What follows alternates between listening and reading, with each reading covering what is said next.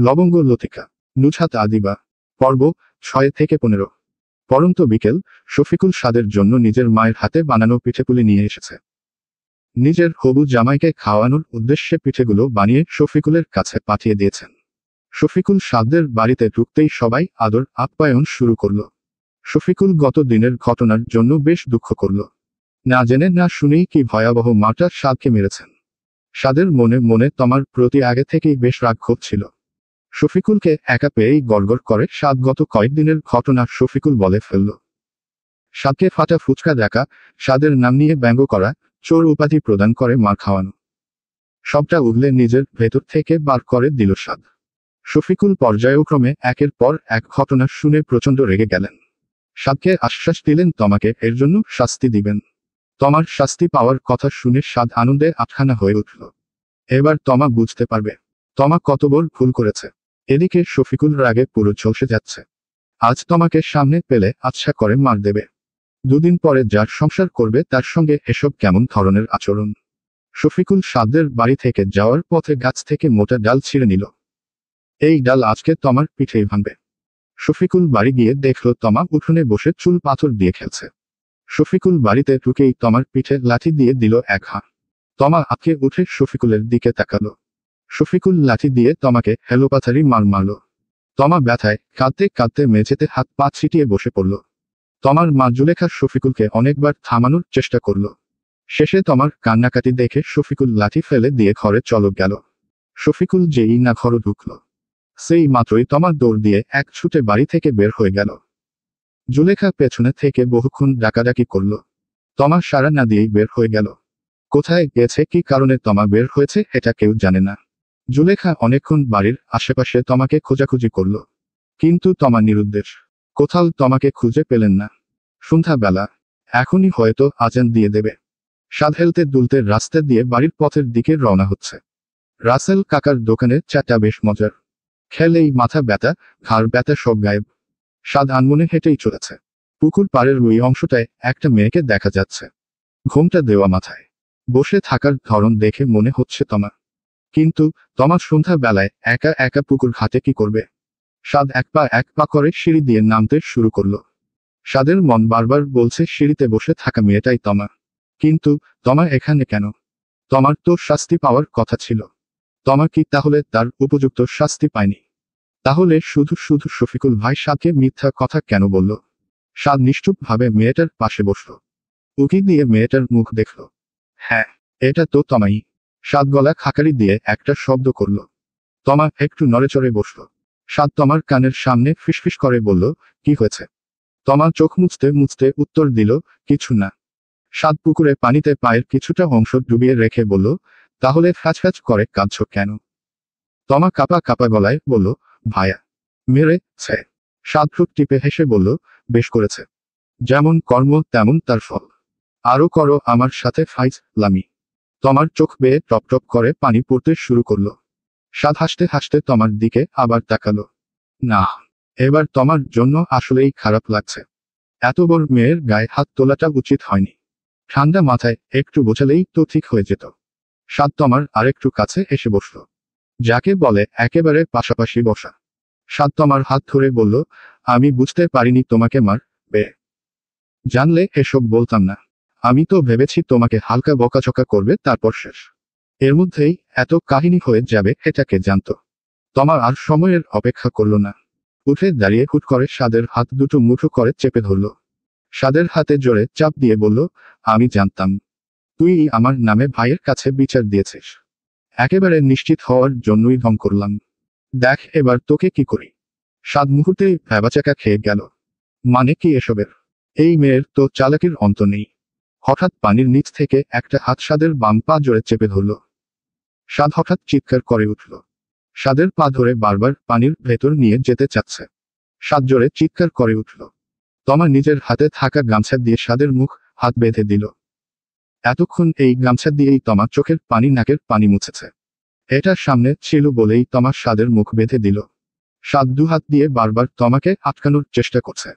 কিন্তু একদিকে পা ধরে টানাটানি, আরেকদিকে মুখের জবান বন্ধ, কিছুই করা কিংবা বলা যাচ্ছে না। তমা বড় একটা ডাল ছিঁড়ে আনলো গাছ থেকে। এনে ধাম করে স্বাদের পিঠে একটা বাড়ি দিল। স্বাদ বেচারা ব্যথায় চোখ বন্ধ করে ফেলল।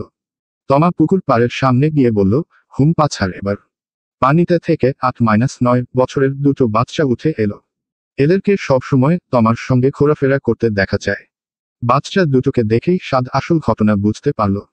তমা স্বাদের সামনে গিয়ে বসে বলল, আর কোনোদিন লাগতে আসবি আমার সঙ্গে। স্বাদ উপায় না পেয়ে দুদিকে মাথা নাড়াল, যার অর্থ বোঝায় না। তমা স্বাদের পিঠে জোরে আরেকটা বাড়ি দিয়ে বলল, আর যদি কোনোদিন আমার সঙ্গে ঝামেলা করেছিস তো বলে দিলাম রে পুকুর পাড়ে ফেলে দেব। তমা এবার স্বাদের হাতের বাঁধন খুলে দিল। স্বাদ বাঁধন থেকে মুক্তি পেতেই দৌড়ে ছুটে পালানোর চেষ্টা করল। তমা হাসতে হাসতে পেছনে থেকে স্বাদকে বলল, আস্তে যা ফাটা ফুচকা। স্টা খেয়ে পরে মর লে বলবি তমা মেরে ছ্যায়। স্বাদ অগ্নি দৃষ্টিতে তমার দিকে তাকালো। তমা স্বাদের দিকে তাকিয়ে বলল, যাচ্ছিস না কেন? তোকে কি আবার ঘোড়ার গাড়িতে করে বাড়িতে দিয়ে আসতে হবে? স্বাদের পা পুরো ভেজা। স্বাদ মাটিতে পা রাখা মাত্রই পা পিছলে মাটিতে ছিটকে পড়ল। স্বাদকে পরে যেতে দেখে তমা জোরে হেসে ফেলল। হাসতে হাসতে বলল, ফাটা ফুচকায় খায় উষ্ঠা। উষ্ঠার নাই শ্বাস, ফাটা ফুচকায় খায় ঠ্যাস। স্বাদের পা ব্যথায় ফুলে গেছে। বাড়িতে আসার পর স্বাদকে পায়ের ব্যাপারে জিজ্ঞেস করলে স্বাদ বলেছে স্বাদ পরে গিয়েছে। পরদিন সকালে জুলেখা স্বাদের সঙ্গে দেখা করতে। স্বাদকে বিস্তারিত জিজ্ঞেস করলে তমার মার খাবে ভেবে স্বাদকে ব্যাপারটা চেপে গেল। জুলেখা ঝাপসা চোখে স্বাদকে বলল, তমা যখন 8 বছরের তখন তমার বাবা মারা যায়। সারাদিন ঠিকই ছিল, রাতে হঠাৎ কি হলো জানি না। একসাথে ঘুমাতে গেলাম। আমি উঠলেও তমার বাবা আর উঠল না। পরিবারের একমাত্র ঢালি ছিল তমার বাবা। যে এই পরিবারে বাবা থাকে না, সেই সংসার চালানো যে কত কষ্ট সেটা পরিস্থিতির খাতিরে আমি বুঝেছিলাম। শফিক বড় হওয়ার না অবধি বেশ পরিশ্রম করে তমা আর শফিককে বড় করেছে। সংসারে অভাব অনটন লেগেই ছিল, কখনো ওদের চাহিদা মেটাতে পারিনি। খুব অভাবের দিন কেটেছে। তমা ছোটবেলা থেকেই দুষ্ট, মানুষের গাছের ফল চুরি করে খেত। যেখানে যেত একটা অঘটন ঘটিয়েই বাড়ি ফিরত। ও আমার হাতে কত যে মার খেয়েছে তার হিসেব নেই। মারে কখনো ওর দুষ্টুমি কমেনি, উল্টো বেড়েছে। ওকে যে কাজ করতে নিষেধ করতাম ও সবসময় সেটাই বেশি করত। আজ এই বাড়ি থেকে বিচার আসতো তো কাল ও বাড়ি থেকে। আমি বাকি করব বলো? আমি মা, আমি যদি এত অত্যাচার করি ও যাবেটা কোথায়? ওকে মারা বন্ধ করে আদর করে বুঝিয়ে সুঝিয়ে বুঝো দিতাম। ও এখনো অনেক কিছুই বোঝে না। কোথায় কি করতে হবে, কোথায় কি বলতে হবে না সেসব জানে না। ভুল জায়গায় ভুল কথা বলে, বারবার বিপদে পড়ে। মাঝে মধ্যে গ্রামের লোকজন ওর প্রতি বিরক্ত হয়ে ওকে পাগল বলতো। আমি কখনো ওর প্রতি বিরক্ত হতে পারিনি, কখনো ওর শখ আহ্লাদ মেটাতে পারিনি। আমি দিতে পারিনি বলেই তো ও নিজে চুরি করার সাহস করেছে। জুলেখা হঠাৎ স্বাদের সামনে ফুপিয়ে কেঁদে ফেলল। একটু থেমে আবার বলল, তোমার দাদি মানুষটা খুব ভালো। সংসারের খরচ এক হাতে জোগাতে হিমশিম খেতাম। কখনো কারো কাছে ধার চাইলে কেউ দিত না, পাছে যদি ধার নিয়ে ফেরত না দেই। তোমার দাদি প্রায়ই আমাকে গোপনে সাহায্য করত। আমি আবার যখন সুযোগ পেতাম ধার পরিশোধ করে দিতাম। মাঝে মধ্যে ঘরে চাল থাকতো না, তোমার দাদি খুব সাহায্য করতেন। চাল তারপর তোমাদের ক্ষেতের শাক সবজি এসব দিয়ে সাহায্য করতেন। আমার খুব উপকার হতো। জুলেখা এসব বলে বড় একটা দীর্ঘশ্বাস ফেলল। স্বাদের মাথায় হাত বুলিয়ে দিয়ে বললেন, তোমার যদি তোমার কোনো আচরণে কষ্ট লাগে তুমি মাফ করে দিও বাবা। ওর এত বুঝো জ্ঞান নেই, তুমি পারলে মাফ করে দিও। জুলেখা এসব বলে ক্রন্দনরত দৃষ্টিতে সেই স্থান ত্যাগ করলেন। স্বাদ চুপচাপ পা বিছিয়ে বসে রইল। সারাদিন ঘরে পা বিছিয়ে বসে থাকতে থাকতে স্বাদ বিরক্ত। বিকেলে একটু বাড়ি থেকে বের না হলে সবকিছু কেন যেন ফিকে ফিকে লাগে। স্বাদ খোরাতে খোরাতে বাড়ি থেকে বের হলো। রাসেল কাকার চায়ের দোকানে গিয়ে এক কাপ চা নিয়ে বসল। সাথে 3 কোনা বনরুটির সাইডে সাদা ক্রিম মাখানো। বনরুটি চায় ভিজিয়ে স্বাদ মুখে দিল। দূর থেকে দেখতে পেল তমার মতোকে যেন হেঁটে চলেছে। কিছুক্ষণ পর ব্যাপারটা স্পষ্ট হলো, ওটা আসলে তমা। এক হাতে বড় বটির মতো কি যেন, আর আরেক হাতে অনেকগুলো ডাব। স্বাদ বুঝতে পারল তমা গাছ থেকে ডাব পেরেছে। স্বাদ চা বনরুটি শেষ করে তমার দিকে এগিয়ে গেল। তমা অবশ্য বেশ খানিকটা দূর এগিয়ে গিয়েছে। স্বাদ পেছনে থেকে চিৎকার করে ডাকলো তমা। তমা চমকে পেছনে ফিরে তাকালো। স্বাদ খুঁড়িয়ে খুঁড়িয়ে তমার দিকে এগিয়ে গেল। স্বাদ তমার কাছে যেতেই তমা বটি স্বাদের দিকে এগিয়ে বলল, পা ভেঙে শান্তি হয়নি। আরেকবার ডাকাডাকি করলে পা বটি দিয়ে কেটে হাতে ধরিয়ে দেব। স্বাদ বটির দিকে একবার তাকালো। ভয়ে ভয়ে চোখ গিলল। তোমাকে দিয়ে বিশ্বাস নেই। তমা আসলেই বটি দিয়ে স্বাদের পা কেটে ফেলতে পারে। স্বাদ তমার হাতে থাকা ডাবের দিকে আঙুল দিয়ে বলল, কি এগুলো? তমা জোর করে হেসে বলল, আমাদের গাছের মূলা। স্বাদ অবাক হয়ে তমাকে বলল, এগুলো তো ডাব। তমা রেগে গিয়ে বলল, জানেন যখন জিজ্ঞেস করলেন কেন? স্বাদ ঢোক গিলে বলল, এমনি। তমা স্বাদকে রেখেই হাঁটা শুরু করলো। স্বাদ দৌড়ে এগিয়ে গিয়ে বলল, যাচ্ছ কোথায়? তমা চোখ কুঁচকে জোর করে হেসে বলল, শ্বশুর বাড়িতে। স্বাদ ঠোঁট টিপে হেসে বলল, তুমি কি ভুলবো না তমা? তোমার শ্বশুর বাড়ির রাস্তা এদিকে না, ওদিকে। চলো তোমাকে এগিয়ে দিয়ে আসি। তমা রেগে স্বাদের দিকে তাকালো। স্বাদ অপ্রস্তুত ভঙ্গিতে বলল, এতগুলো ডাব নিয়ে যাচ্ছ, আমাকে একটাবার সাথলেও না। তমা বটি এদিক ওদিক ঘুরিয়ে বলল, আপনি এত ছোচা কেন?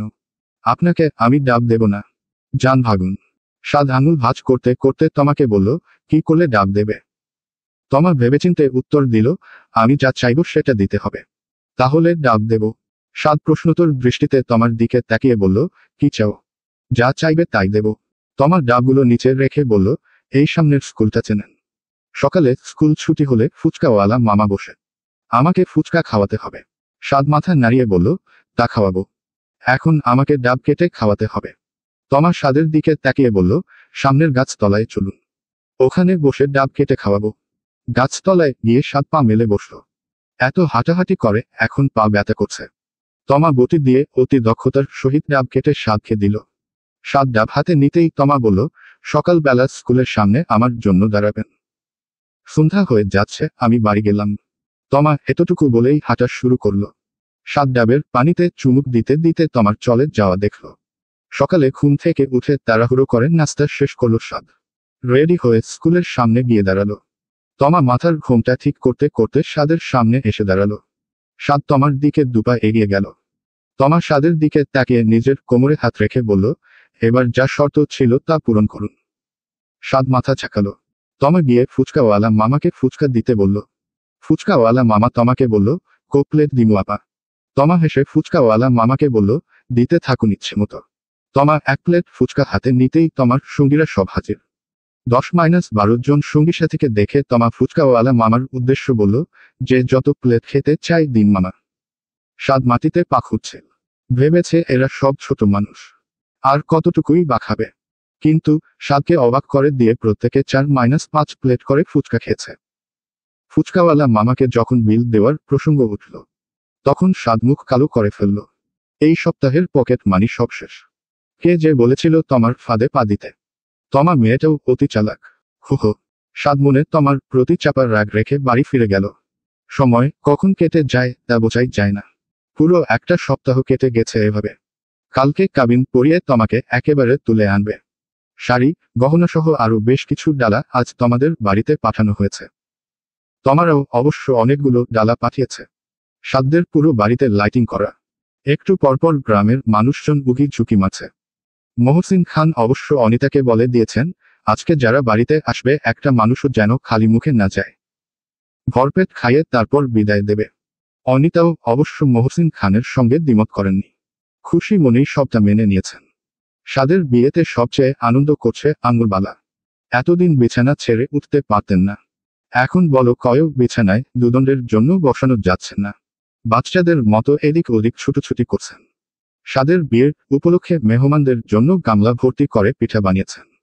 তেলের পিঠা, নকশি পিঠা, সাজ পিঠা, আরো কত রকমের পিঠা বানিয়ে খাবার টেবিল ভরে ফেলেছেন। নাদিয়ার তো আনন্দের শেষ নেই। একমাত্র ভাইয়ের বিয়ে বলে কথা। নাদিয়ার ছোট্ট আর একটা বোন আছে, নাম পুতুল। পুতুল অবশ্য এখনো বেশ ছোট, সবে মাত্র বসতে শিখেছে। স্বাদের অবশ্য আর কোনো ভাইবোন না থাকায় নাদিয়া আর পুতুলকে বেশ আদর করে। যখন নাদিয়া আর পুতুলকে দেখে মন ভরে আদর করে। ছোট বাচ্চারা আসলেই নিষ্পাপ, দেখলেই মন ভালো হয়ে যায়। সকালে স্বাদকে কয়েকবার ডেকে ঘুম থেকে তোলা হলো। স্বাদ ত্যক্ত বিরক্ত হয়ে বিছানা থেকে উঠে দাঁড়ালো। হাত মুখ ধুয়ে আসতেই বাইরে থেকে অনিতার ডাকাডাকি শুরু। স্বাদ টলমলে পায়ে বাইরে আসলো। স্বাদ বাইরে এসে দেখলো বাড়ির কাজের লোকেরা পাটায় হলুদ বাঁধছে। অনিতা সাদা ট্রাউজার আর সাদা টি শার্ট স্বাদকে এগিয়ে দিয়ে বলল, এটা তাড়াতাড়ি পরে এসো বাবা, তোমাকে সবাই হলুদ লাগানোর জন্য বসে আছে। স্বাদ বিরক্তি মাখা চোখে চারিদিকে তাকিয়ে দেখল।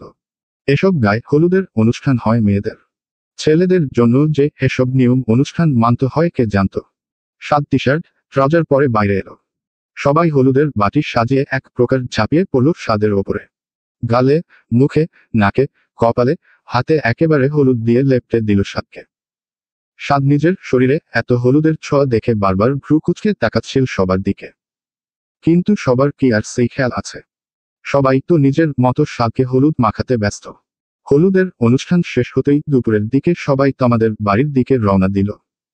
তোমাদের বাড়ির সামনে বড় করে প্যান্ডেল টানানো হয়েছে। প্যান্ডেলের ভেতরে গিয়েই সবাই খাওয়া দাওয়ার ঝামেলা সারবে। ছোট্টখাটো একটা স্টেজের মধ্যে তমা আর স্বাদকে বসিয়ে রাখা হয়েছে। তমা লাল বেনারসির শাড়ি পরিহিত। শাড়িটা অবশ্য স্বাদের বাড়ি থেকেই দেওয়া। তমার ঘেমে একাকার অবস্থা। স্বাদ একটু পরপর তমার দিকে তাকাচ্ছে। তমার অবশ্য কোনো হেরফের নেই। তমা সামনের দিকে দৃষ্টি দিয়ে সবাইকে দেখছে। স্বাদ তমার পাশে হাত রাখল। তমা প্রথমে একটু চুপচাপ থাকলেও পরে আগের অবস্থায় ফিরে গেল। টুকুস করে একটা চিমটি বসিয়ে দিল স্বাদের হাতে। বসাদ নীরবে ব্যথা সহ্য করে নিল। এত মানুষ সামনে, তাদের সামনে তো আর ঝগড়াঝাটি করা যায় না। তমা বেশ কিছু সময় পর একটা মেয়েকে হাত ইশারায় নিজের কাছে ডাকল। সম্ভবত এইটা সেই মেয়েটাই যে স্বাদকে পাদ নামে ভূষিত করেছিল।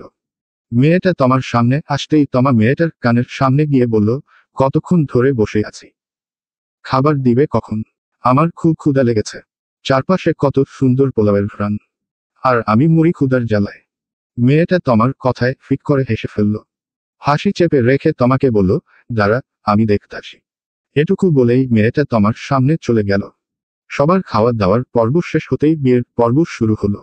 স্বাদ সাধারণভাবে কবুল বলে বিয়েতে মত দিলেও তমা কবুল বলার সময় ঝোড়ো করে কেঁদে ফেলল। স্বাদ বেশ কয়েকবার ফিরে ফিরে তমাকে দেখছিল। বিদায়ের সময় তমা মা, ভাইকে ধরে বেশ খানিক সময় কেঁদেছিল। শফিক বোনকে ধরে কেঁদেই ফেলল। এত আদরের বোন, একে ছাড়া থাকবে কিভাবে? স্বাদের বাড়ি গিয়ে তমাকে স্বাদের ঘরে বসিয়ে রাখা হলো। বাড়িতে একের পর এক মেহমান আসছে। আর সবাই প্রথমে স্বাদের ঘরে ঢুকে তমাকে দেখছে। স্বাদ অবশ্য অন্য ঘরে নিজের মতো বিশ্রাম নিতে ব্যস্ত সে। সবকিছু ঠিকঠাক থাকলেও রাতে ঘুমোতে যাওয়ার সময়ই বিপত্তি বাঁধল। অনিতা স্বাদ আর তমাকে একসঙ্গে থাকতে নিষেধ করে দিয়েছে। সারাদিন কথাবার্তা বলতে পারবে, কিন্তু রাতে কিছুতেই একসঙ্গে ঘুমোতে পারবে না। বাড়ি ভর্তি মেহমান। তাই অনেক ভেবেচিন্তে অনিতা আঙুর বালার সঙ্গে তমাকে ঘুমোতে বললেন। তমা আঙুর বালার ঘরে গিয়ে দেখল আঙুর বালা তমার জন্য এক পাশে জায়গা রেখে অপর পাশে ঘুমিয়ে পড়েছে। তমা গিয়ে চুপিসারে কোনো শব্দ না করে আঙুর বালার পাশে শুয়ে পড়ল। তমার ঘুম আসছে না কিছুতেই। প্রথমত, মাকে ছাড়া তমার ঘুম আসে না। দ্বিতীয়ত, আঙুর বালা জোরে জোরে নাক ডেকেই চলেছে। তমা বিরক্ত হয়ে মাথা থেকে বালিশ সরিয়ে কানে চেপে ধরল। ধুর, ভালো লাগে না। আঙুর বালা দরজা কিছুটা ফাঁকা রেখে ঘুমোয়। তমা হঠাৎ খেয়াল করল দরজার পাশে কোনো এক ছায়ামূর্তি দাঁড়িয়ে আছে। তমা ভয় পেয়ে আঙুর বালার হাত ধরে ঝাঁকাতে ঝাঁকাতে বলল, দাদু, দেখেন দরজার সামনে কে যেন। একটু উঠেন। কে যেন দরজার সামনে দাঁড়িয়ে আছে। আঙুর বালা ঘুমের ঘোরে তমার হাতের বাঁধন থেকে হাত সরিয়ে বিরক্তি মাখা কণ্ঠে বলল, যাচ্ছেম রি। সারাদিন দিন দুনিয়ার কথা কইয়া করক্রাস। এখন ঘুমাইতে শুইলেও তোর জ্বালায় শান্তি নাই। ঘুমের ভিত্তেও করক্রায়া আমার মাথা খাস। আঙুর বালা তমাকে কড়া গলায় কয়েকটা কথা বলে আবার ঘুমিয়ে পড়লেন। তমা ভয়ে ভয়ে চোখ বন্ধ করল। 5 মিনিট চোখ বন্ধ রেখে চোখ খুলতেই আবার দেখল একটা ছায়া একটু পরপর ঘোরাঘুরি করছে। তমা নিঃশব্দে খাট থেকে নামল। পা টিপে টিপে দরজার সামনে গিয়ে দাঁড়ালো। ভয়ে চোখ বন্ধ করে আলতোভাবে দরজা খুলতেই স্বাদ জোরে ভাউ করে উঠল। তমা চমকে পেছনে যেতেই দরজার সঙ্গে মাথায় চোট পেল। মাথায় হাত দিয়ে স্বাদের দিকে রোষারক্ত দৃষ্টিতে তাকালো। স্বাদ মুখে হাত দিয়ে আস্তে আস্তে হাসা শুরু করল। তমা অগ্নি দৃষ্টিতে স্বাদের দিকে তাকালো। এরপর বেশ শব্দ করে ঘরের দরজা ভেতর থেকে লাগিয়ে দিল। স্বাদ দরজার বাইরে দাঁড়িয়ে হেসেই চলেছে। আর তমা ভেতরে বসে বসে রাগে ফুঁসছে। স্বাদকে আসলে একটা শিক্ষা দিতেই হবে। পরদিন সকালে তোমাদের বাড়িতে তমা আর স্বাদ যেতে বলা হয়েছে। স্বাদ আর তমা সকাল বেলায় চলে গেছে ও বাড়িতে। স্বাদকে দেখতে তোমাদের অনেক পাড়া পড়শি এসেছে। স্বাদ সবার সাথে টুকটাক হাসি মজা করছে। জুলেখা স্বাদের সামনে কয়েক পদের খাবার সাজিয়ে রেখেছে। স্বাদ মাঝে মধ্যে একটু আকুটু খাবার মুখে দিচ্ছে। আর বাকির সময়টা সবার সাথে গল্প করেই কাটাচ্ছে। বিকালে প্রতিদিনের মতোই স্বাদ হাঁটতে বের হলো। তোমাদের বাড়ির আশেপাশেই ঘোরাঘুরি করছে স্বাদ। এদিকে ওদিক হেঁটে হেঁটে সবটা দেখছে। বাড়ির পেছনের দিকটা থেকে তমার গলার আওয়াজ শুনতে পেল সাদ। সাদ কৌতূহল বশত বাড়ির পেছনের দিকটায় চলে গেল। তমা তার বান্ধবী সুমাইয়ার সাথে বসে বসে গল্প করছে। তমা আজকে বড়দের মতো করে শাড়ি পরেছে। সাদকে দেখে সুমাইয়া লজ্জা পেয়ে তমার সামনে থেকে চলে গেল। তমা নারকেল গাছ ধরে হেলান দিয়ে দাঁড়ালো।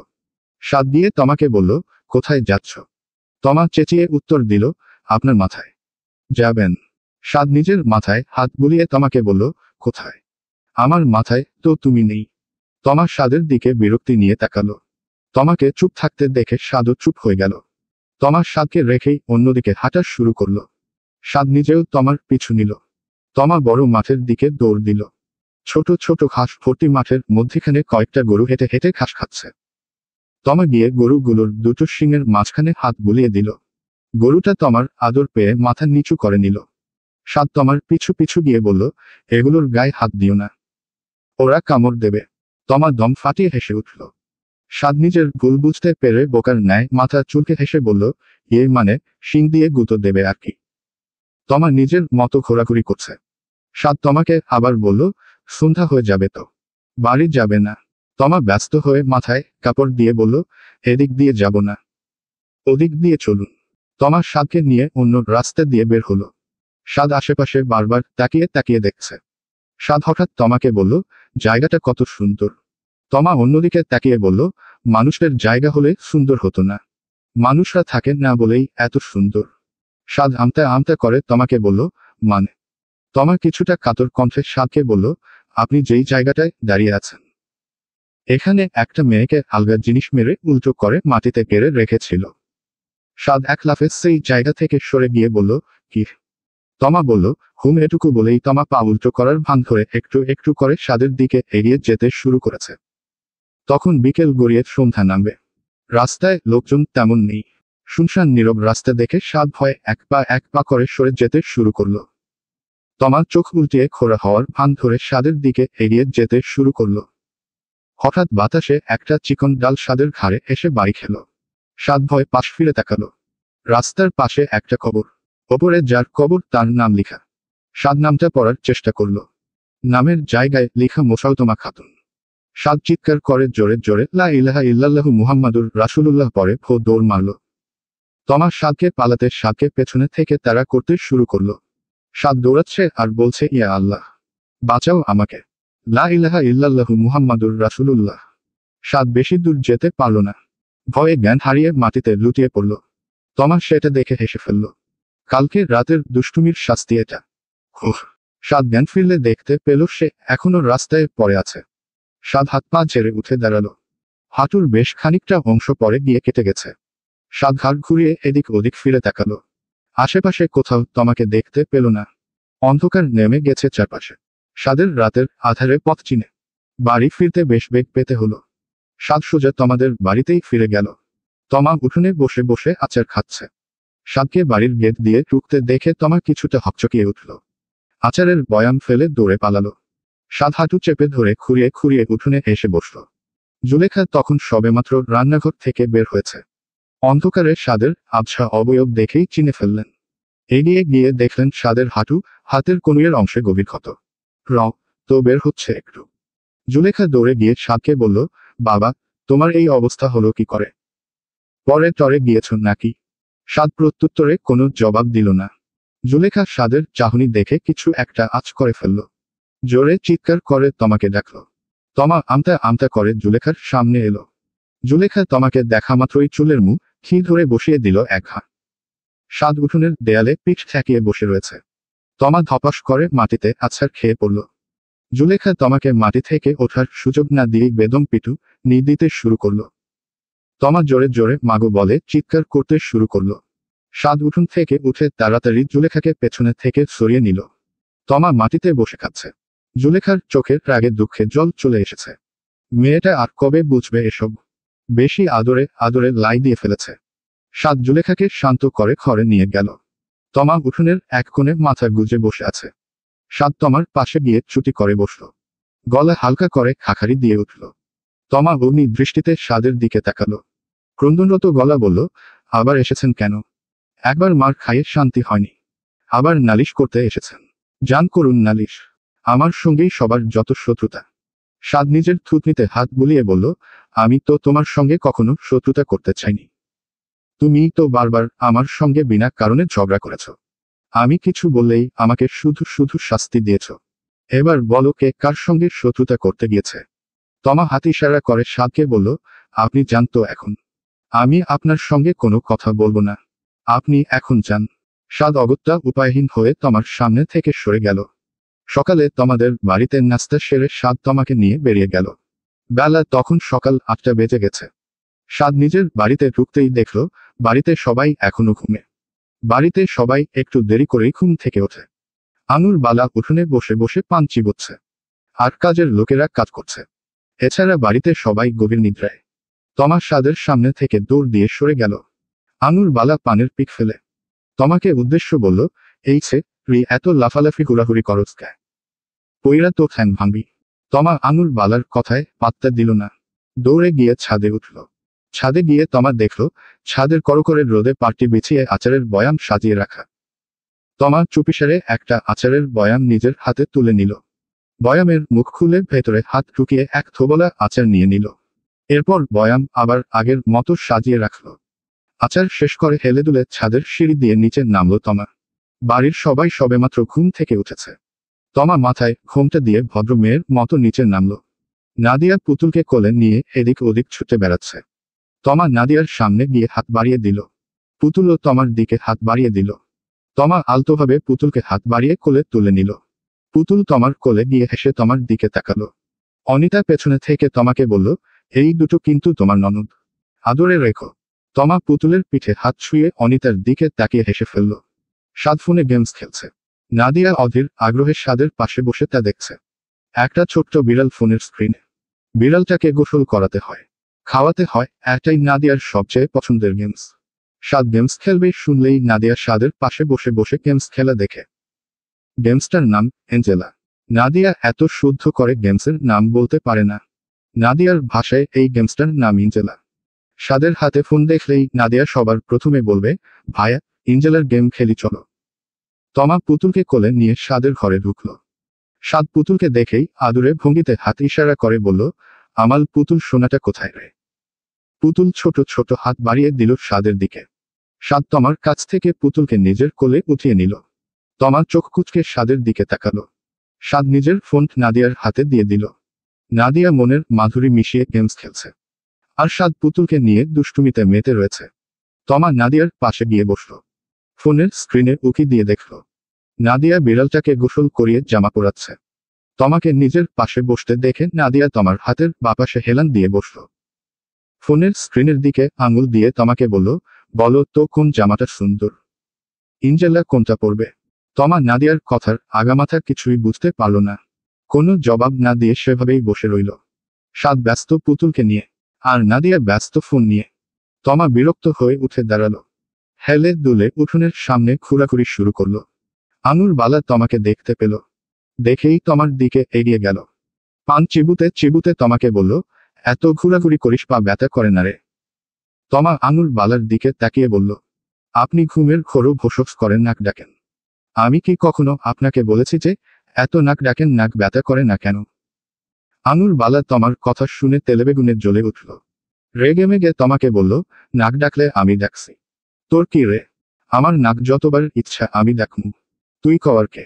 নাক ডাকানি শুনতে ভালা না লাগলেই কানে তুলে গুইজাথ। তমা আঙুল বালাকে ভেঙিয়ে বলল, আমার পা আমি হাঁটব। তাতে কার কি? আমার পা দেখে হিংসে হলে নিজের পায়ে দুটো বাড়ি মারুন, সব ঠিক হয়ে যাবে। আঙুল বালার রাগে কর্মর করতে করতে তমার দিকে তাকালো। তমা সেদিকে খেয়াল না করে বলল, নিজের তো লাঠি ভর করে হাঁটাচলা করতে হয়, তাই আমার পা দেখে এত হিংসে হয়। থাক, বুড়ো হলে এমনি হবে। তুমি আর দুঃখ করো না। আঙুল বালাকে কিছু বলার সুযোগ না দিয়ে তমা গানের সুর ধরে বলল, লাঠিওয়ালা দাদু মেরা গানা বাজা দো। লাঠিওয়ালা দাদু মেরা গানা বাজা দো, গানা বাজা দো। আঙুল বালা তমার দিকে ধেরে এসে বলল, অসুখ ভোছেরি। তোর একদিন কি আজ আমার একদিন কি? আমি এখনো কত জোয়ানি আমারে কষবুড়ি। বজরা তমায়া তোরে কি করি দেখিস তুই? তমা উঠোনের গাছের সাথে খুরপাক খাচ্ছে। আর বেসুরো গলায় বলছে, ডিজেওয়ালা বাবু মেরা গানা বাজা দো। ডিজেওয়ালা বাবু মেরা গানা বাজা দো। গানা বাজাদো। সাদ চৈকাঠ মারিয়ে উঠোনের সামনে দিয়ে যাচ্ছিল। তমার বেসুরো গলার গান শুনে তমার পাশে গিয়ে দাঁড়ালো। তমা নিজের পাশে কারো উপস্থিতি টের পেয়ে ফিরে তাকালো। সাদ ভ্রু কুঁচকে তমাকে বলল, এই গান শিখলে কোথা থেকে? তমা নিজের চুলে হাত বুলিয়ে উত্তর দিল, আপনার সঙ্গে বিয়ের দিন বক্সে গানটা বেজেছিল, তখন শুনেছি। সাদ মাথা নাড়িয়ে বলল, এসব গান মনে থাকে, কিন্তু পড়ার কথা মনে থাকে না। পড়ার কোনো খবর নেই, আছে শুধু গান আর আচারের খবর। তমা তেলে বেগুনে জ্বলে উঠল। সাদের উপর খেপে গিয়ে এক পা করে এগিয়ে গেল। সাদ সেদিকে পাত্তা না দিয়ে নিজের মতোই দাঁড়িয়ে থাকল। তমা ক্ষিপ্ত কণ্ঠে সাদকে বলল, ভালো হচ্ছে না কিন্তু। আর আচার মানে কিসের আচার? সাদ গাছ থেকে একটা পাতা ছিঁড়ে বলল, ছাদে তখন যে চুরি করে আচার খেলে। আমি দেখিনি বুঝি? সবাইকে বলে দেব কিন্তু। তমা আমতা আমতা করে বলল, কি বলবেন শুনি? সাদ নির্লিপ্ততা গলায় উত্তর দিল, এই যে তুমি চুরি করে আচার খেয়েছ। আচার চোর। তমা রেগে গিয়ে হাসফাস করতে করতে সাদের দিকে তাকালো। সাদ নিজের মতোই দাঁড়িয়ে আছে। তমা কি করছে না করছে সেদিকে কোনো খেয়ালই নেই। হরেক মাল 10, হরেক মাল 5। বাইরে ফেরিওয়ালার কণ্ঠস্বর শুনে তমা এক ছুটে বাইরে বেরিয়ে গেল। সাদ তমার এহেন কাণ্ড দেখে চমকে উঠল। তমার পিছু পিছু সাদও নিজেও ছুট লাগালো। তমা ফেরিওয়ালার ফেরির সামনে গিয়ে দাঁড়িয়ে আছে। ফেরিওয়ালা কাচের চুড়ি, টিপ, নেলপালিশ, আলতা এসব বিক্রি করছে। সাদ উদ্ভ্রান্তের ন্যায় তমার দিকে ফিরে তাকালো। তমা গভীর মনোযোগ দিয়ে ফেরিওয়ালার ফেরি থেকে জিনিসপত্র খুঁটিয়ে খুঁটিয়ে দেখছে। এক মুঠো চুড়ি নিজের হাতে পরে হাত নাড়িয়ে নাড়িয়ে দেখল তমা। সাদ ফেরিওয়ালাকে গিয়ে জিজ্ঞেস করল, চুড়ির দাম কত? ফেরিওয়ালা সাদকে প্রত্যুত্তরে বলল, 20 টাকা। সাদ চুড়ির দাম মিটিয়ে তমার পাশে গিয়ে দাঁড়ালো। তমা আরো কি কি যেন খুঁটিয়ে নাটিয়ে দেখছে। সাদ একটা আলতার বোতল হাতে নিল। তমা হেসে সাদকে বলল, ছেলে হয়ে আলতা পরবেন নাকি? সাদ তমার হাতে আলতার বোতলটা দিয়ে বলল, তোমার জন্য নিয়েছিলাম, পড়লে পড়বে আর না পড়লে অন্য কাউকে দিয়ে দিও। তমা অবাক হয়ে সাদের দিকে তাকালো। বজরা, তো ছেলেটা আস্তে আস্তে ভালো হয়ে যাচ্ছে। বাড়ি ফিরেই তমা আলতার বোতল নিয়ে বসল। হাতে পায়ে আলতা দিয়ে লাল টুকটুকে করে ফেলল। তমাকে আলতা দিতে দেখে নাদিয়া দৌড়ে এসে তমার পাশে বসল। আঙুল দিয়ে আলতার বোতলের দিকে ইশারা করে বলল, এটা কি? তমা পায়ে আলতা মাখতে মাখতে বলল, এটা আলতা, তুমি দেবে? নাদিয়া ওপর নিচে মাথা ঝাঁকিয়ে ঝাঁকিয়ে নিচের মতামত জানান দিল। তমা নাদিয়ার ছোট্ট ছোট্ট পায়েও আলতা পরিয়ে দিল। আলতা পায়ে তমা বাড়ির এদিক ওদিকে ছুটে বেড়াচ্ছে। সাদের ছোট চাচি হেরা তো আঙুর বালা আর অনিতার সামনে বলেই ফেলল, তমা মেয়েটা মাত্রাধিক চঞ্চল, বাড়ির এদিক ওদিক ছুটোছুটি করেই বেড়াচ্ছে। আঙুর বালা হেরাকে ধমক দিয়ে বলল, বউ মানুষ ঘুরবো ফিরবো খাইব, ছোট মানুষ, ওর থেকে আর এত কি আশা করো? অনিতা আঙুর বালাকে শান্ত করে বলল, আহা হেরা, এমন ভাবে বলছিস কেন? তমা তো নিজের মতোই আছে, কাউকে বিরক্ত করতে দেখেছিস? বাড়ির বাইরে তো যাচ্ছে না, নিজের মতোই নিজে ব্যস্ত, ওকে নিয়ে এত খামাস না তুই। হেরা আর কিছু বলল না, বলেও লাভ নেই। আঙুর বালা কারো কথাই কানে তোলেন না। হেরা সেই স্থান হতে দ্রুত প্রস্থান করল। দুপুরে সবাই একত্রে খাবার খেতে বসেছে। তমাও সবার সঙ্গে খেতে বসেছে।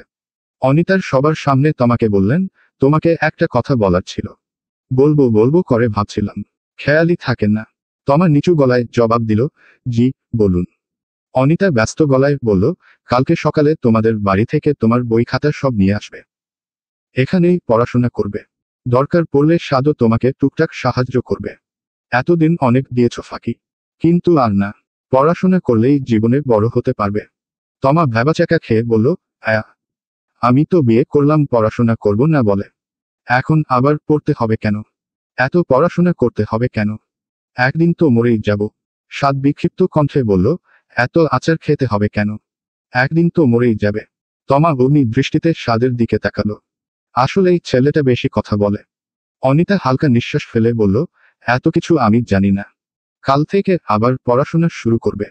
বিয়ে হয়েছে বলে পড়াশোনা বন্ধ করার ভাবনা মাথায় ভুলেও এনো না। তমা খাবার টেবিলে মুখ বাঁকিয়ে বসে রইল। ছাতার মাথা, ভালো লাগে না কিছু। খাওয়া শেষ করে তমা হাত মুখ ধুয়ে মুছে আঙুর বালার ঘরে গেল। আঙুর বালা তমাকে দেখে ভ্রু কুঁচকালো। কাপা কাপা গলায় বলল, এই ছে এদিকে আয় তো। তমা টলমলে পায়ে এগিয়ে গেল। আঙুর বালা তমাকে সামনে থেকে খুঁটিয়ে খুঁটিয়ে দেখতে শুরু করলো। চিন্তিত গলায় তমাকে বলল, এই চুরি, আলতা এসব তোরে কে দিছে? তমা চুল আঙুল দিয়ে প্যাঁচাতে প্যাঁচাতে বলল, যার ইচ্ছে করেছে সে দিয়েছে। তোমাকে এত কথা বলবো কেন বুড়ি? আঙুর বালা নিজের হাতে থাকা লাঠি ঘুরাতে ঘুরাতে বলল, বুঝছি, আমার নাতি দিছে এরই। তমা ব্যঙ্গাত্মক কণ্ঠে বলল, বুঝটাই যখন পেরেছ তখন আবার জিজ্ঞেস কেন করো? নাকি হিংসে হয়?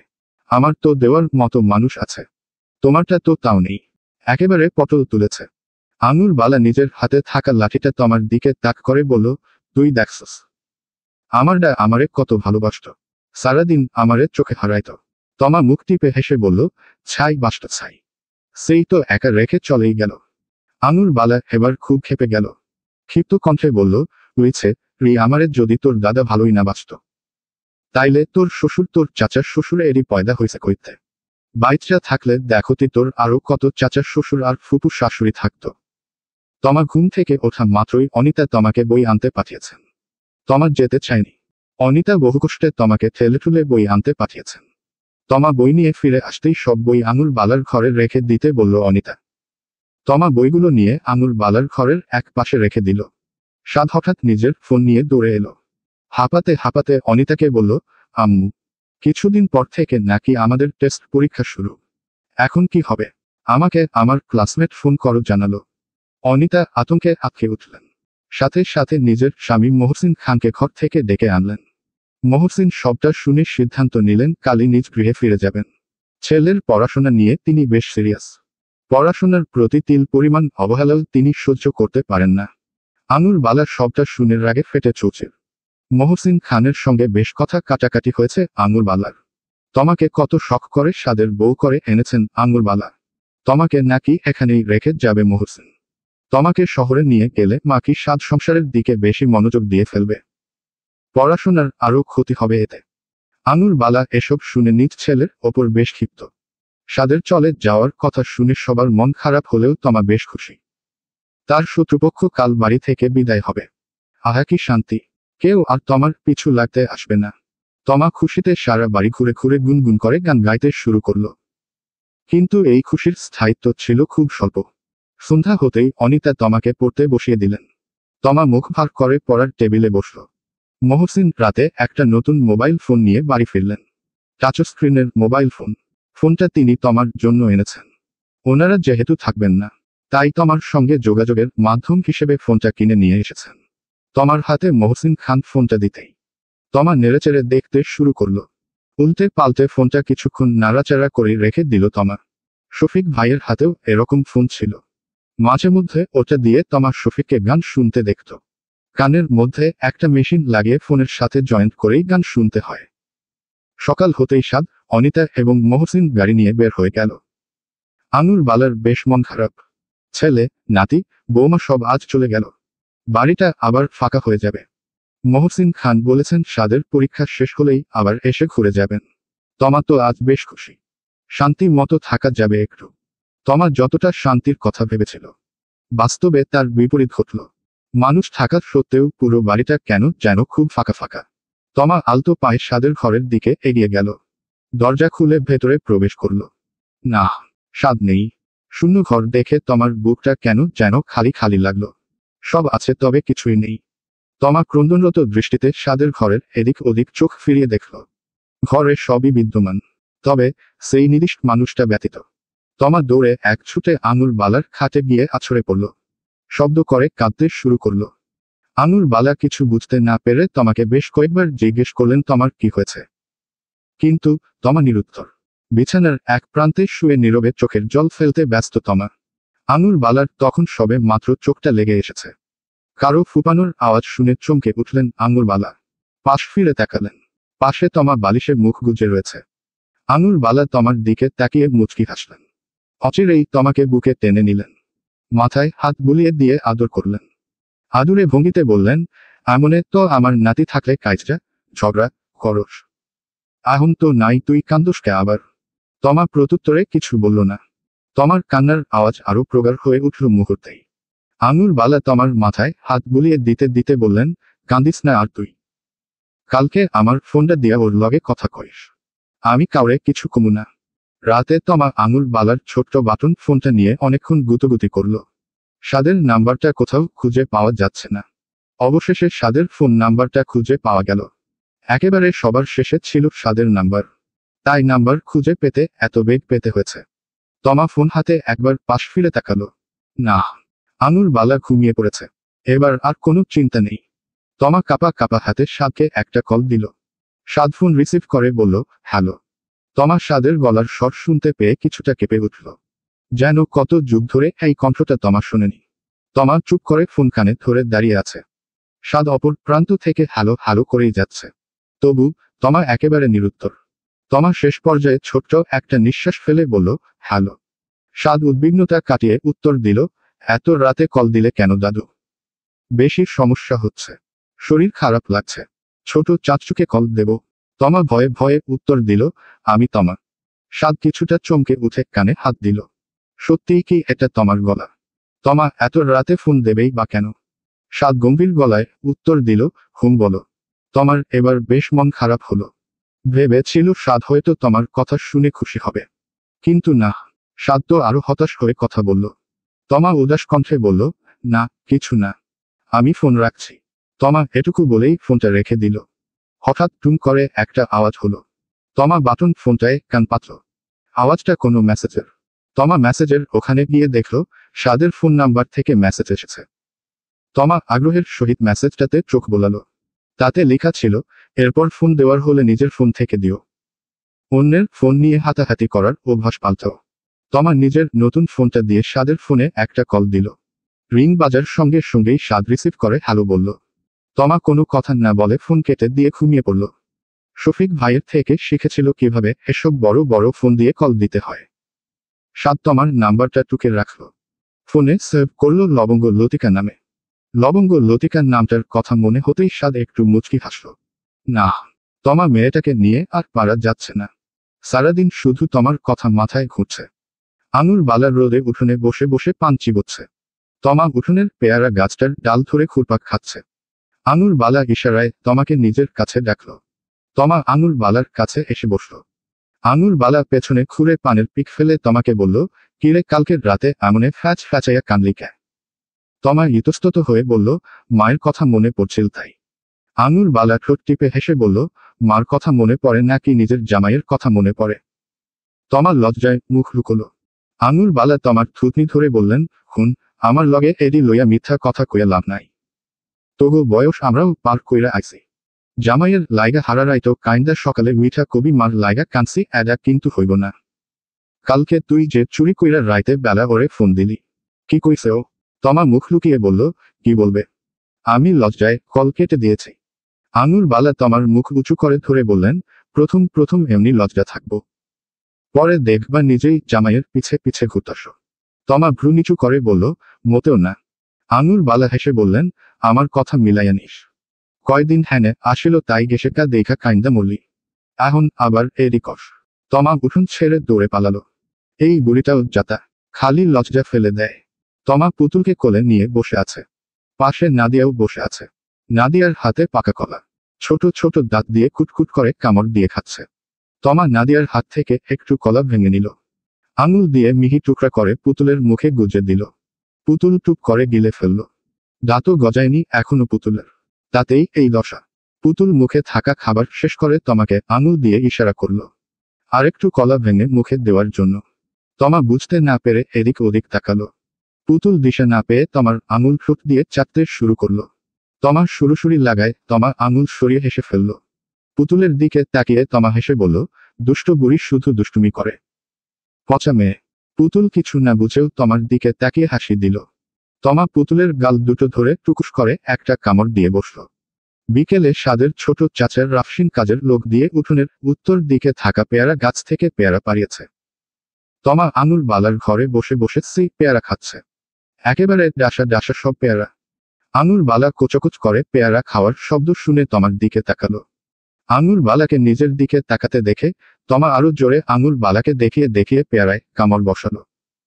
আঙুর বালা এক পর্যায়ে রেগে গিয়ে তমাকে বলল, উইছে রি, জীবনে পেয়ারা খাস নাই, এমন আওয়াজ কইরা কইরা খাসকা? তমা পেয়ারায় কামড় বসাতে বসাতে বলল, কেন, তোমার হিংসে হয় নাকি? আঙুর বালা পান চিবুতে চিবুতে বললেন, ক্যা, আমার হিংসা ক্যা হইব? তমা পেয়ারায় বড় একটা কামড় বসিয়ে বলল, হিংসে যদি না হয় তবে এভাবে তাকিয়ে আছো কেন? জীবনে খাওনি পেয়ারা? নাকি আমার মতো এত সুন্দর করে পেয়ারা খেতে পারো না বলে আফসোস হয়? আঙুর বালা রেগে গিয়ে বিছানা থেকে উঠে বলল, কি কইলি? আমি তোর খাওন দাহা পারি না, তোরে হিংসা করি। একথা বলে আঙুর বালা পেয়ারার ঝুড়ি থেকে একটা পেয়ারা বার করল। তাতে তমার মতো করে জোরে একটা কামড় বসালো। কচ করে জোরে একটা আওয়াজ হলো। তমা চমকে উঠে আঙুর বালার দিকে তাকালো। হঠাৎই তমা জোরে শব্দ করে হেসে উঠল। আঙুর বালা নিজের হাতে থাকা পেয়ারার দিকে তাকালো। নিজের একটা দাঁত ভেঙে একেবারে আটকে গেছে পেয়ারায়। আঙুর বালা আয়নায় গিয়ে চোখ কুঁচকে তাকালো। তারপরে বিছানার নিচ থেকে একটা ঝাড়ু নিয়ে তমার দিকে নিক্ষেপ করে জোরে চিৎকার করে বলল, শয় তান ছেড়ি অসু হো মায়ালোক, তোর লাইগা আমার একটা দাঁত পইরা গেছে। বেয়া দব মায়া। তমা কোনো রকমে উঠে দৌড়ে পালালো ঘর থেকে। বাইরে গিয়ে দম ফাটিয়ে হাসতে লাগলো। শেষে কিনা এই বুড়ো বয়সে পেয়ারা খেতে গিয়ে দাঁত হারাতে হলো। হায় কপাল। আঙুর বালা আলমারি থেকে তমার জন্য সোনার আংটি, চেইন, কানের দুল এসব বের করে রেখেছেন। নতুন বউ যদি একটু সেজেগুজে না থাকে তাহলে কি আর বউ মনে হয়? বিয়ের এতদিন হয়ে গেছে তবুও পাড়ার লোকেরা নতুন বউকে দেখতে আসে। তমা হাতে নতুন সোনার আংটি পরল, কানে দুল পরল, গলায় চেইন পরল, একটা নতুন নাকের ফুলও দিয়েছে আঙুর বালা। তমা সেটাও আস্তে করে নিজের নাকে পরে ফেলল। তমার নাক আগে থেকেই ফোরানো, তাই আর বেশি ঝামেলা পোহাতে হয়নি। তমার একটা বিষয় নিয়ে বেশ মন খারাপ। অনিতা ফোন করে বলেছে কালকে থেকে তোমাকে স্কুলে যেতে হবে। পড়াশোনায় ফাঁকি দেওয়া কোনোভাবেই চলবে না। এখন থেকে রোজ সকালে ঘুম থেকে উঠে নাস্তা করে সোজা তমা ব্যাগ নিয়ে স্কুলে যাবে। সন্ধ্যা হলেই ব্যাগ নিয়ে পড়তে বসবে। দুপুর বেলা খাওয়া দাওয়া শেষ করে আবুর বালা বিছানায় শরীর এলিয়ে ঘুমিয়ে পড়লেন। তমা চুপি চুপি নিজের ডয়ার থেকে নিজের ফোনটা বের করল। সাদের নাম্বারে একটা কল দিল। প্রথমবার রিং হলেও সাদ কল রিসিভ করার আগেই কেটে গেল। তারপর সাদ নিজে থেকেই তমাকে ফোন দিল। তমা কল রিসিভ করে সাদকে বলল, আপনার মায়ের সমস্যাটা কি? আমার পড়াশোনা নিয়ে এত হাঁটাখাটি করছে কেন? বিয়ে হয়ে গিয়েছে, সংসার করব। এখন আবার স্কুলে গিয়ে ক্লাস করতে হবে কেন? পড়াশোনা করারই বা কি দরকার? সাদ কানের সামনে ফোন নিয়ে জোরে চিৎকার করে বলল, কি হো, তোমার মনে যদি এসব চিন্তা করে তো বাদ দাও। পড়াশোনা করতেই হবে তোমাকে। পড়াশোনা করা ছাড়া কোনো মানুষের কাছে মূল্য পাবে না। সময় থাকতে ভালো হয়ে যাও তমা। আমি তোমার ব্যাপারে প্রতিদিন খোঁজ নেব। যদি শুনেছি পড়াশোনা বাদ দিয়ে সারাদিন তৈরি করছো, তো দেখো কি অবস্থা করি তোমার। তমা বিলাপের স্বরে সাদকে বলল, ধুর, আমার ভালো লাগে না পড়াশোনা। সারাদিন শুধু পড়া আর পড়া, ছাতার মাথা। সাদ নিবিড় কণ্ঠে তমাকে বলল, শোনো, ভালো স্টুডেন্ট হওয়ার জন্য সারাদিন গরুর মতো পড়াশোনা করতে হয় না, কিছু টেকনিক মাথায় থাকলেই হয়। তমা উৎসাহী কণ্ঠে বলল, কি টেকনিক? সাদ তমার প্রশ্নের উত্তরে বলল, পরে শিখিয়ে দেব, এখন যাও নিজের কাজে যাও। তমা আদুরে কণ্ঠে বলল, থাকি না আরেকটু? এই একটু। সাদ তপ্ত কণ্ঠে তমাকে বলল, উহুম, একটুও না। নয় এখন ঘুমাবে, নয় পড়তে বসবে, কিন্তু তিরিং বিরিং করার মতো চলবে না। সাদ এটুকু বলেই ফোন কেটে দিল। তমা অভিমানের অকুল সাগরে গা ভেজাল। কত শখ করে আজ একটু ফোন দিয়েছে, তবুও এতটুকু মায়া দয়া নেই। কিভাবে নির্দয়ের মতো ফোনটা রেখে দিল। এখানে থাকাকালীন কত গল্প করত সাদ, সারাদিন ঘোরাঘুরি করত। আর এখন সারাদিনে তমার একটুও খোঁজ নেয় না, একটা বার মনেও করে না তমার কথা। তমা বিক্ষিপ্ত হৃদয়ে এসব ভাবতে ভাবতে ঘুমিয়ে গেল। আঙুর বালা কিছুক্ষণ পরই তমাকে ঘুম থেকে জাগিয়ে তুললেন। তমাকে নিয়ে আজ একটু কেনাকাটা করতে বের হবেন। নতুন বউ তেমন কিছু কিনেও দিতে পারেননি। অনিতা নিজে এসব কিছু করতে চাইলেও পারেননি। তমার সঙ্গে বেশি সময় কাটাতে পারেননি অনিতা। এরপর তো চলেই গেলেন। তাই আঙুর বালাকে বলেছেন তমার পছন্দ অনুযায়ী তমাকে কিছু কেনাকাটা করে দিতে। তমা বিরক্তি মাখা মুখ নিয়ে ঘুম থেকে উঠে বসল। আঙুর বালা তমাকে বললেন তৈরি হয়ে নিতে। তিনি তমাকে সঙ্গে নিয়ে বাইরে যাবেন। তমা আর আঙুর বালা বাড়ি থেকে বের হওয়ার সময় নাদিয়াও বায়না ধরল, সেও তাদের সঙ্গে যাবে।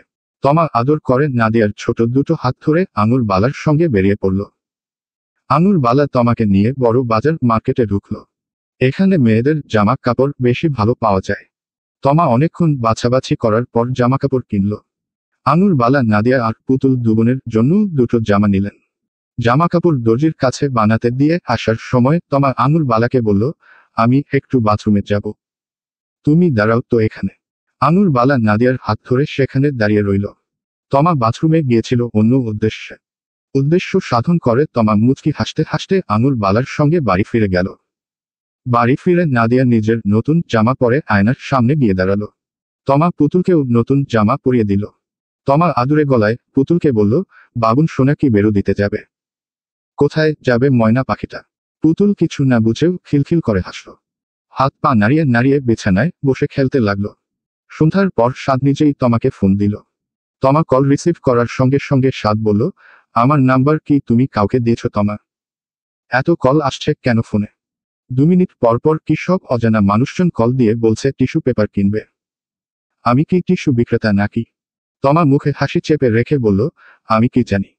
আমি আপনার নাম্বার আর কাকে দেব? সাদ এটুকু শুনে তমাকে আর কিছু জিজ্ঞেস করল না। অগত্যা ফোন কেটে দিল তমা। ফোনের লাইন কেটে দিয়ে জোরে জোরে হাসতে শুরু করলো তমা।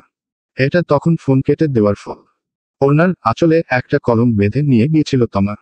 সে সময়ে মার্কেটের বাথরুমে গিয়ে বাথরুমের দেয়ালে সাদের নাম্বার লিখে দিয়ে এসেছে তমা।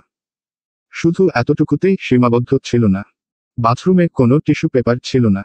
তাই দেয়ালে সাদের নাম্বারের ওপরে লিখে দিয়েছে, পাইকারি দরে টিস্যু পেপার বেচি। কেউ নিতে চাইলে এই নাম্বারে যোগাযোগ করুন। তমা সকালে ঘুম থেকে উঠেই আগে নিজেদের বাড়িতে গেল। সেখানে থেকে নিজের বিদ্যালয়ের পরনে পোশাকটা নিয়ে এলো। তারপর নাস্তা করে বেরিয়ে গেল বাড়ি থেকে। অনেকদিন পরে তমাকে শ্রেণীকক্ষে উপস্থিত দেখে সবাই অবাক। তমা হচ্ছে বিশ্ব ফাঁকিবাজ। মাঝে মধ্যে শ্রেণীকক্ষে উপস্থিত থাকে। তারপর আবার বেশ কিছুদিনের জন্য হাওয়া।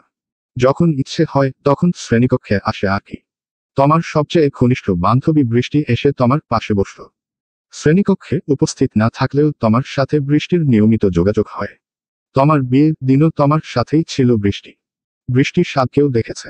সাদের পাদ নামক নামটা তমার বৃষ্টিরই আবিষ্কার করা। তমা আর বৃষ্টির সামনের বেঞ্চের দিকে একটু এগিয়ে গিয়ে বসল। না হলে বোর্ডের লেখা দেখা যায় না ঠিকঠাকভাবে। তমা খেয়াল করলো পাশের কয়েকটা মেয়ে কি একটা হাতে নিয়ে যেন কারাকারি করছে। তমা বৃষ্টিকে চোখ দিয়ে ইশারা করে বোঝালো। বৃষ্টি অঙ্গভঙ্গি করে বোঝালো সেও জানে নাকি। তমা এবার বাধ্য হয়ে জিজ্ঞেস করলো, এই তোদের হাতে কিরে? মেয়েগুলো একজোট হয়ে তমাকে বলল, বলবো, কিন্তু কথা দিতে হবে কাউকে বলতে পারবি না। আমাদের মধ্যেই থাকবে সবকিছু। তমা আশ্বাস দিয়ে মেয়েগুলোকে বলল, যা কথা দিলাম। মেয়েরা চুপি চুপি ব্যাগ থেকে একটা সিগারেটের প্যাকেট বার করলো। তমা সিগারেটের প্যাকেট ওদের হাতে দেখে চমকে উঠল। তমা চমকে উঠে মেয়েগুলোকে বলল, ইয়া আল্লাহ, তোদের হাতে এসব কি? কে দিয়েছে এগুলো? মেয়েগুলো হাতের পিঠে সিগারেটের প্যাকেটটা লুকিয়ে বলল, বলিস না কাউকে। তুইও ভাগ পাবি, চিন্তা করিস না। এটুকু বলেই তমার হাতে সিগারেটের প্যাকেট থেকে একটা সিগারেট বের কি গুজে দিল। তমা কিছু বলার আগেই ক্লাসের ঘন্টা দিয়ে দিল। অগত্যা তমা লুকিয়ে সবার আড়ালে গিয়ে সিগারেটটা নিজের ব্যাগে লুকিয়ে রাখল। ক্লাস শেষ করে তমা সোজা বাড়িতেই এলো। এসেই আঙুল বালার বাটন ফোনটা হাতে নিয়ে কিছুক্ষণ ঘাটাঘাটি করল। অনিতার নাম্বার থেকে একটা মেসেজ এসেছে। তাতে সাদের নতুন সিমের নাম্বার দেওয়া আছে। তমা তা দেখে ঠোঁট টিপে হাসল। সাহস থাকলে আর কখনো তমার সাথে মেজাজ দেখানোর মতো সুযোগ পাবে না সাদ। তমা অতি গোপনে নিজের ফোনের সাদের নাম্বারটা টুকে রাখল। এখন থেকে সাদকে এই নাম্বারেই কল দেবে। পুতুল আর নাদিয়াকে নিয়েই তমার দিনের বেশিরভাগ সময় কেটে যায়। হেরা সারাদিন কাজকর্ম নিয়েই ব্যস্ত থাকেন। প্রথম প্রথম তমাকে খুব একটা পছন্দ না করলেও এখন খুব একটা খারাপ লাগে না। তমা প্রচণ্ড মিশুক প্রকৃতির একটা মেয়ে।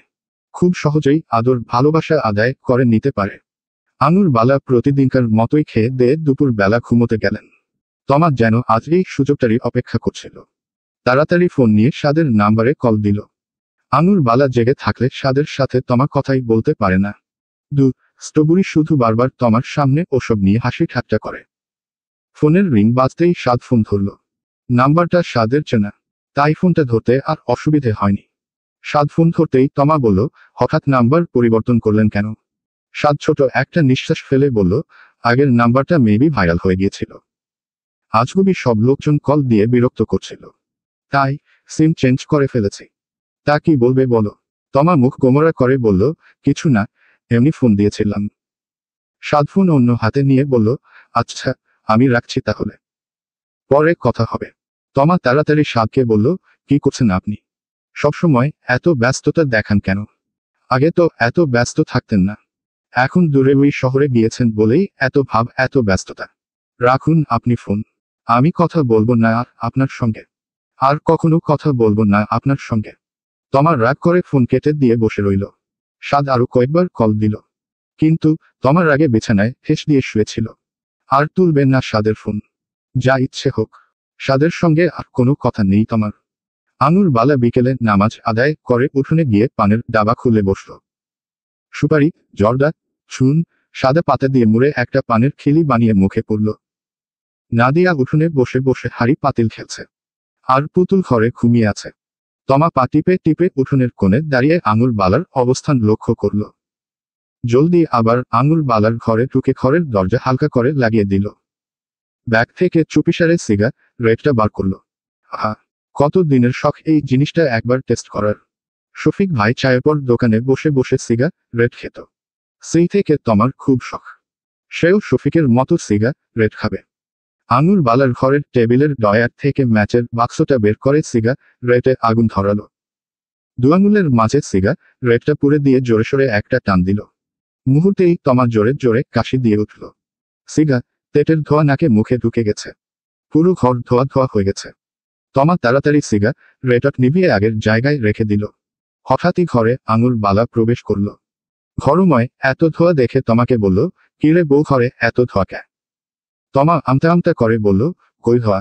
কুয়াশা পড়েছে তো তাই এমন লাগছে দেখতে। আঙুর বালা নাক কুচকে তমাকে বলল, উইছে তোর মাথা কি আছে না গেছে? এই কু তোত্তা কোকাইন্নার গরমে তুই কুয়াশা পাস কই? চলবে।